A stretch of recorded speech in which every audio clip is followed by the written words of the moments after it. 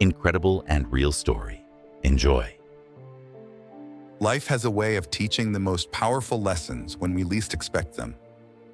We bring you the remarkable story of James Bennett, a CEO who discovered the darker side of his own airline in the most unexpected way. It was a routine Tuesday morning when Bennett made an unusual decision. Instead of taking his private jet or flying first class as he typically did, he chose to book an economy ticket on one of his own flights. His mission was simple but important: to experience firsthand how his airline treated ordinary passengers.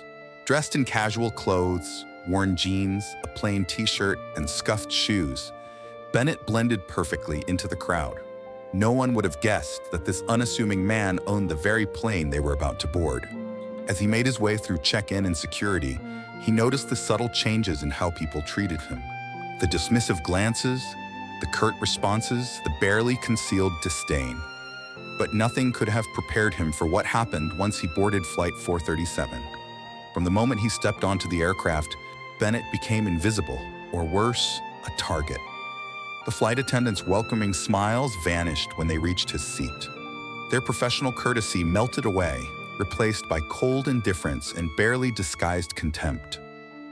Little did they know that their difficult passenger was about to teach them an unforgettable lesson about dignity, respect, and the true cost of prejudice. This is the story of how a simple cup of coffee became the catalyst for change, and how one man's experience exposed the harsh reality of discrimination that lurked beneath the polished surface of his company. As we unfold this powerful tale of justice, redemption, and the importance of treating every person with respect, regardless of their appearance. As Bennett settled into his economy seat, he couldn't help but notice flight attendant Sarah Miller's sharp change in demeanor. Her warm smile instantly vanished when she approached his row, replaced by a cold, scrutinizing stare. "Are you sure this is your seat?" she asked, her tone dripping with suspicion despite the clearly marked ticket he held out. Throughout the boarding process, Bennett observed the stark contrast in how the crew treated other passengers versus himself. While others received assistance with their luggage and friendly chat, he was met with turned backs and whispered comments. He made mental notes of every interaction, his heart growing heavier with each passing minute. Shortly after takeoff, Sarah began the drink service. As she reached Bennett's row, he politely requested a glass of water. Her response was immediate and harsh. "We'll get to you when we have time. Other passengers take priority." The situation escalated during meal service. Flight attendant Mark Thompson deliberately skipped Bennett's row, ignoring his raised hand. When Bennett quietly asked about his meal, Mark's curt response echoed through the cabin: "We're out of meals." Yet Bennett could clearly see meals being served to passengers several rows behind him.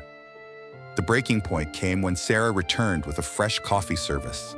As she reached Bennett's row, she deliberately tilted the cup, allowing scalding coffee to cascade onto his face and chest. The burning sensation was immediate, but more painful was the smirk that played across her lips. "Oops," she said, her voice laden with false concern. "Looks like you're having a clumsy day." Bennett sat there, coffee dripping from his face, his skin burning, yet he maintained his composure. When he asked for napkins to clean himself, Sarah's response was cutting. "Sorry, we're all out. Maybe you should have brought your own." The humiliation didn't end there. As the flight continued, Sarah and Mark took turns making snide comments within earshot, their words becoming increasingly bold as they sensed no consequences would follow. Other crew members joined in, creating an atmosphere of open hostility. Near the end of the flight, Captain David Roberts emerged from the cockpit, having been informed of a problematic passenger. Instead of investigating both sides of the story, he immediately confronted Bennett with accusations of disruptive behavior.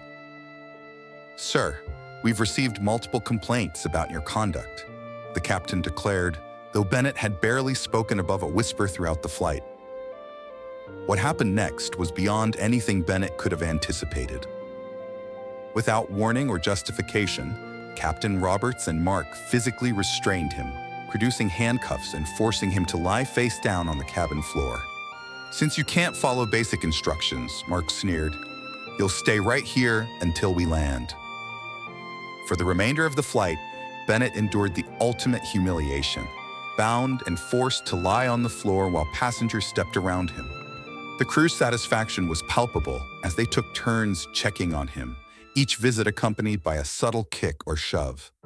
As the plane began its descent, Sarah made one final pass. "I hope you've learned your lesson about proper behavior on flights," she said, loud enough for nearby passengers to hear. Some people just don't belong in the air. The moment of truth came after landing. As security officers boarded to escort the disruptive passenger, Bennett finally revealed his identity. The color drained from Sarah's face as he produced his CEO credentials. Mark dropped the handcuffed keys, and Captain Roberts stumbled backward, his authority evaporating instantly. Within hours, Bennett called an emergency meeting at the terminal's airline office. As he faced the now terrified crew, his voice remained steady but carried the weight of every indignity he had endured. "Today, you showed me exactly who you are," he declared. "Not who you pretend to be when you think someone important is watching, but who you truly are when you believe no one of consequence will notice." The terminations were immediate and absolute. But for Bennett, this was about more than punishing a few cruel employees. It was about exposing a culture of discrimination that had taken root in his company and committing to its complete transformation. In the following weeks, Bennett implemented sweeping changes across his airline. New training programs were established, focusing not just on service protocols, but on fundamental human dignity. Anonymous passenger feedback systems were enhanced, and surprise quality checks became routine. Most importantly, Bennett shared his story within the industry, turning his humiliating experience into a powerful catalyst for change. His message was clear. Dignity and respect aren't privileges reserved for first-class tickets or well-dressed passengers. They're basic human rights that every person deserves.